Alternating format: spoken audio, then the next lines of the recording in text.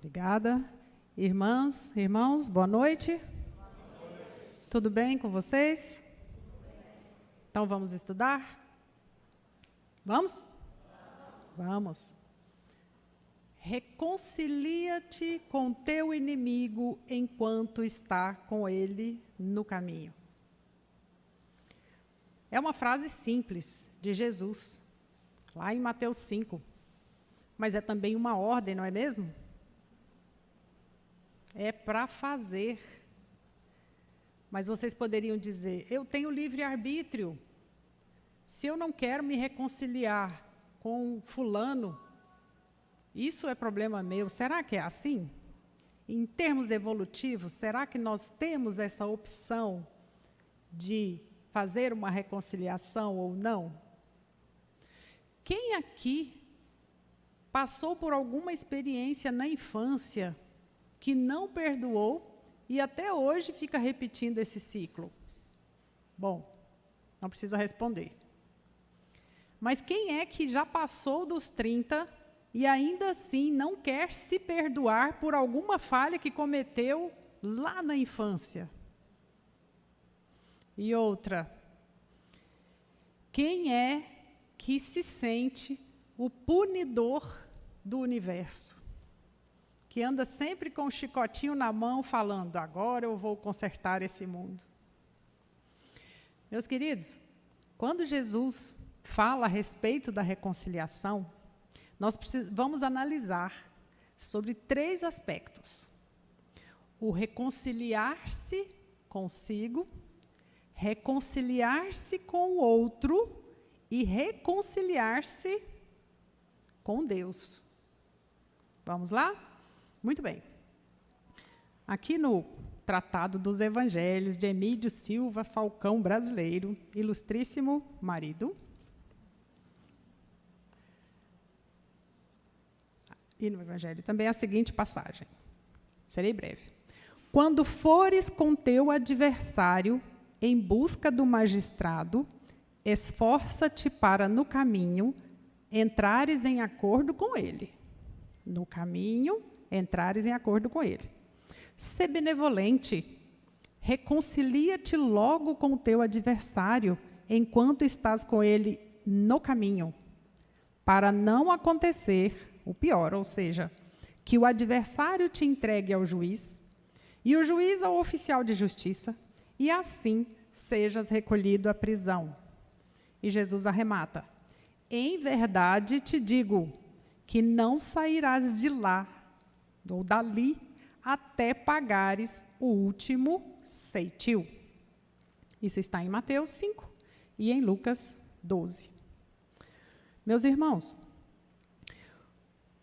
quando nós falamos em reconciliação, estamos também falando em conciliação. Se falamos em reconciliação própria, consigo, porque consigo mesmo seria redundância, nós estamos falando que muitas vezes nós tomamos determinadas atitudes porque nós não estamos nos perdoando por pequenas falhas. Nós acabamos de ver, no comentário do nosso irmão anterior, o quanto a evolução é gradativa, é lenta. Nós erramos, acertamos, erramos, acertamos, erramos, acertamos. Mas nós podemos escolher entre o caminho do amor e o caminho da dor para a evolução, não é verdade?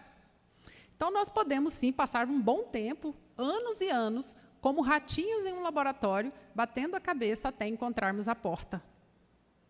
Mas nós podemos utilizar de outras formas, outros artifícios, podemos parar, pensar e imaginar ou observar melhor o ambiente para identificar onde é a porta.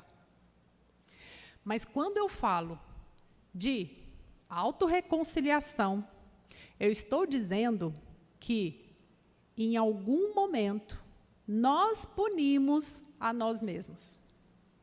Somos extremamente exigentes conosco. Vou contar um exemplo. Nós acabamos de passar pelo período da pandemia. Vamos lá. Nesse período da pandemia, eu e outros profissionais de saúde, participamos de uma pesquisa, não sei se tem algum profissional de saúde aqui que participamos de uma pesquisa em nível nacional, né, que era braço de uma pesquisa internacional, em que nessa pesquisa nós éramos atendidos por psicólogos. Então, eram 10 sessões, né, em plena pandemia, eram 10 sessões, né, foi ótimo, né, porque era um estresse danado. Então, foi a primeira vez que eu participei de uma sessão de terapia.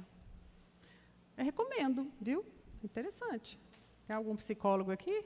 Acabei de fazer propaganda de vocês. O que aconteceu? Eu pensei assim, bom, então, está tudo certo. Não tenho nada, né? Tive uma infância feliz, né? Meus pais, né, me criaram bem, junto com as minhas irmãs, né? Não tive grandes traumas. Sou uma pessoa alegre, feliz, contente, satisfeita, plena, equilibrada, né? Estudiosa. Não era tirar 10, mas também não tirava notas tão ruins, né? Ou seja, olha, eu olhava para mim e dizia assim, você está de parabéns. Até a primeira sessão. Na primeira sessão, pensei, ela vai fazer várias perguntas, foi ela, né? Vai fazer várias perguntas sobre a minha relação com a minha mãe, com meu pai, né? Então, vamos lá. Não sei se a visão era freudiana, se era terapia cognitiva comportamental. Então, a primeira coisa que eu descobri é que ela falaria 10% e eu 90%. E eu, acreditem, não sou muito de falar, não parece. Né? De mim, então, quase zero. Aliás, estou falando de mim aqui por causa dela, tá? Nunca falava de mim nas palestras. Mas é para exemplificar. Então, o que aconteceu? Ela me fez algumas perguntas, pediu que eu falasse, né, sobre mim, sobre minha vida, sobre os meus sentimentos, e eu não sei qual foi a técnica que ela utilizou, que ela ia arrancando da minha alma coisas que eu nem sabia sobre a minha pessoa. Bom, então, na segunda sessão, eu já me banhava em lágrimas, né, e falava de mim, né, da minha relação. Foi tudo bem, viu, gente? Tudo certo e tudo, da minha relação comigo mesma, com meu esposo, com os meus filhos, sabe? Resumindo, sabe o que eu descobri? Que eu sempre fui uma pessoa extremamente rígida, rigorosa e punidora comigo mesma. Não deixo passar nada. Se eu piso fora da linha, ó. E mais, ainda culpava o meu anjo da guarda. Passei no amarelo, no sinal amarelo. Sabe? Então, e outra, as mulheres da minha família são mulheres extremamente rigorosas com tudo, né? Autoridades, para não dizer outro termo, né? Comandam e tudo. Minha avó foi assim, minha mãe assim, minhas tias são assim. Então, eu percebi que eu não precisava ter o controle sobre as pessoas. Nem mesmo o controle total sobre a minha vida. Nem mesmo o controle total sobre o armário da minha casa, a geladeira da minha casa. Foi uma libertação. Porque a forma como eu exercia esse controle era punitiva. E eu descobri também que, muitas vezes, nós punimos o nosso corpo com alimentos inadequados. Nós punimos a nossa mente com pouco sono. Então, eu sei que até a 10ª terapia eu já estava assim. Eu falei, vai ter mais? Ela, não, acabou. Né? Já está bom. Não, mas já está de alta. Mas, né? Bom demais. Por quê? Porque eu entendi que eu precisava fazer uma reconciliação com a criança Marisley e perceber que a criança Marisley não sabia tudo, que a adolescente Marisley cometeu pequenas falhas, né? Coisa de adolescente, tá, gente? E que está tudo bem. E outra, que tudo bem não estar bem o tempo todo. Isso foi libertador. Porque nós ficamos, tudo bem, às vezes, se cansar. Tudo bem, às vezes, ter que dizer não para algo que vai nos nos ferir ou vai nos incomodar demais, né? Tudo bem saber que o outro não precisa agir do jeito que eu quero. Isso foi libertador. Então, diante disso, eu percebi que quando eu me entendo e me conheço, eu vou lá em Sócrates, né? Lá na escrita do Templo de Delfos, né? Frase de Tales de Mileto. Conhece-te a ti mesmo. Bom, se é conhece-te, é a ti mesmo, não é meio redundante também. Conhece-te, né? Então, se conheça. Com isso, eu me reconciliei e passei a ficar leve. Até os outros livros que estavam travados começaram a sair, né? A minha relação com as pessoas ficou bem melhor. O segundo passo, reconciliar-se com o outro, então. O que é se reconciliar com o outro? A base da reconciliação com o outro nada mais é do que o princípio que Jesus nos deixou: amar o próximo como a ti mesmo. Vocês entendem que não tem como eu amar o próximo se eu não me amo? Vocês entendem que esse se amar não é egoísmo? É ter misericórdia e condescendência com esse ser que está em evolução. Quando eu falo em reconciliar-se com o outro, eu estou falando em perdão. Mas tem um pequeno detalhe quando a gente fala em se reconciliar com o outro. Acontece, doutora Marisley, que se eu sair por aí perdoando tudo aquilo que as pessoas fizerem comigo, a chance das pessoas repetirem isso vai ser muito grande. Então, eu preciso me armar. Não é assim que se pensa? Vamos lá. 2 princípios. Primeiro, você passou por uma experiência não muito boa, uma experiência negativa com alguém, com algum familiar, porque tem gente que guarda coisas, né? É igual uma pessoa que vai carregando um saco de batatas. Fulano me feriu na infância, na adolescência. Algum colega de escola me falou algo e eu não devolvi. Qualquer dia eu te pego, né? Algum colega de trabalho. E aí você vai juntando como se estivesse carregando um saco de batatas. Para quê? Para qualquer... Ou pedras. Qualquer dia eu pego essa pedra e devolvo. Agora me diga, por que você vai carregar esse peso? Isso se chama sentimento de vingança. Então, quando eu falo do perdão, eu estou falando de saber que eu preciso guardar a experiência, mas eu não preciso ficar lembrando disso o tempo todo e nem conectar essa lembrança ruim com outros momentos. Tinha 7 anos, estava na rua de bicicleta, foi mordido por um cachorro. 7 anos. Aos 14, eu odeio cachorro. Aos 20, eu odeio quem tem cachorro. Implica com os coitados que têm um pet. Vimos aí todos os animais. Não gosta nem. Aos 30, não suporta nem latido. Aos 40, quer mudar de planeta, porque esse planeta tem cachorro. Muda de bairro, porque o bairro tem cachorro demais. Vocês entendem que a gente tende a maximizar as coisas? Na ausência de grandes problemas, nós transformamos os pequenos em bomba atômica. Por quê? Por causa da memória. Já falamos sobre memória aqui. Olha só, memória. Essa memória de andar de bicicleta, a memória ela fica armazenada em vários locais do nosso sistema nervoso.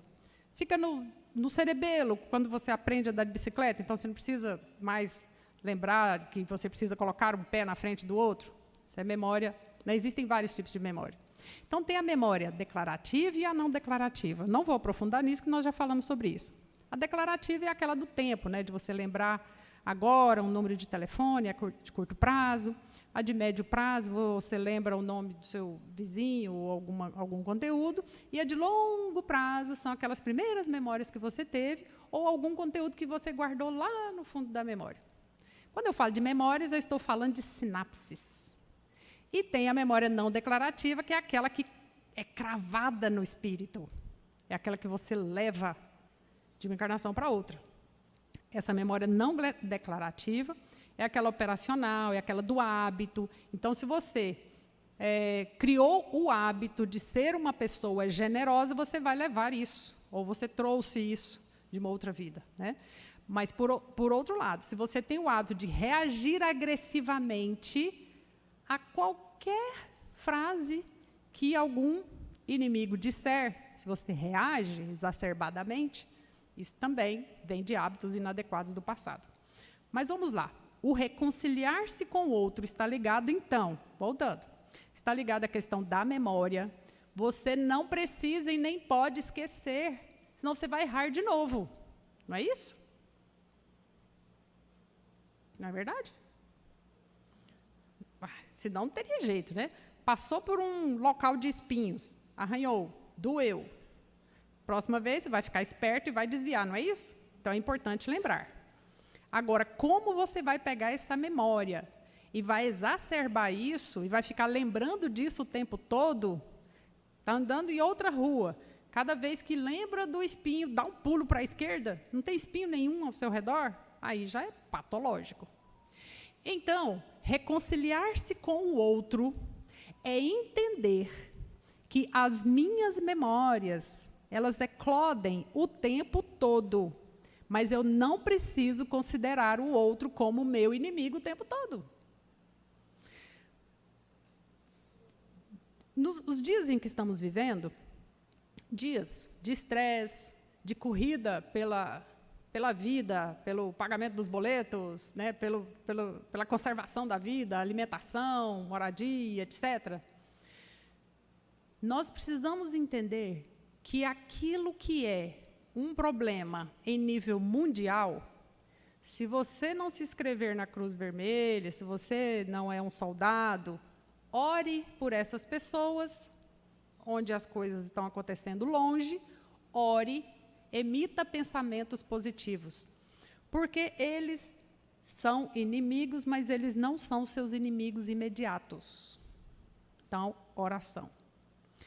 Se você observa e vê e percebe que existem problemas com as pessoas próximas de você, mas que não cabe a você resolver, oriente, se for solicitado. Auxilie, se for solicitado. Mas muitas vezes, hoje mesmo passei por uma situação como essa, as duas pessoas, uma praticamente surtando, eu observei aquilo de longe e falei, vou ou não vou? Vou lá ou não vou? Aquela coisa, né? Vou ou não vou? Olha eu de novo exigente, eu vou. Fui lá, era uma atividade que uma deveria fazer e que a outra não fez. Aí veio a gerente, aí veio o diretor, mas tem que fazer? Não, mas não quero fazer, eu tenho o direito de não fazer. Mas é preciso fazer? Crianças estão em jogo. Aí observei aquilo de longe, fui lá e disse, eu posso fazer. Vou fazer no lugar da pessoa. Não está totalmente certo. Porque, na verdade, a gente não tem que pegar o problema do outro. Mas eu vi a hora que ia dar um BO, né, muito maior.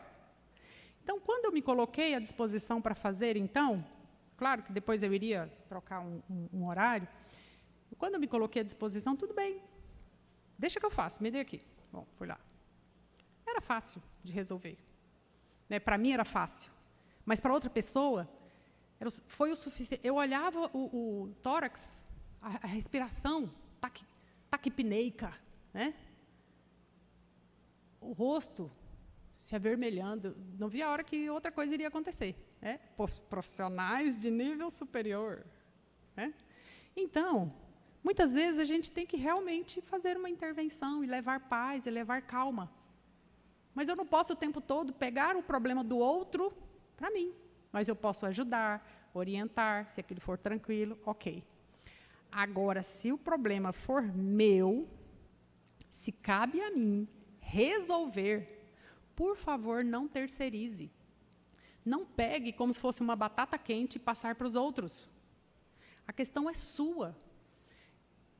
Formação, instrução é responsabilidade da escola.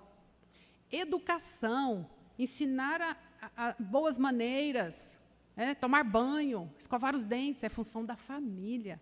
Não terceirize a educação dos filhos. Trazer para a evangelização, ter uma vivência com o sagrado, ter uma vivência religiosa, Isso é nosso. Isso é obrigação nossa. Sabe por quê?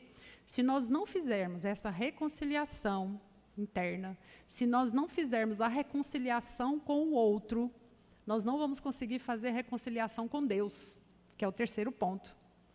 Eu deixei ele para o final porque, na minha concepção, é o mais difícil. Sabe por quê? Porque na nossa memória histórica, né, de décadas, né, de milênios de história, nós temos incrustado na nossa mente que Deus castiga, que Deus é um punidor. E aí, muitas vezes, nós nos colocamos no lugar de Deus para punir o outro. Você merece uma lição.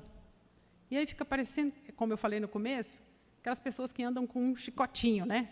Hoje eu pego fulano. Hoje eu não levo desaforo para casa. Hoje fulano vai escutar. O que é isso? Que atitude inferior é essa? Eu não sou palmatória do mundo. A reconciliação com Deus, então, passa pelo entendimento de que Deus não é um desequilibrado emocionalmente. Desculpa falar desse jeito, né? Ó, o rigor aqui. Porque, às vezes, a gente pensa que Deus é ciumento.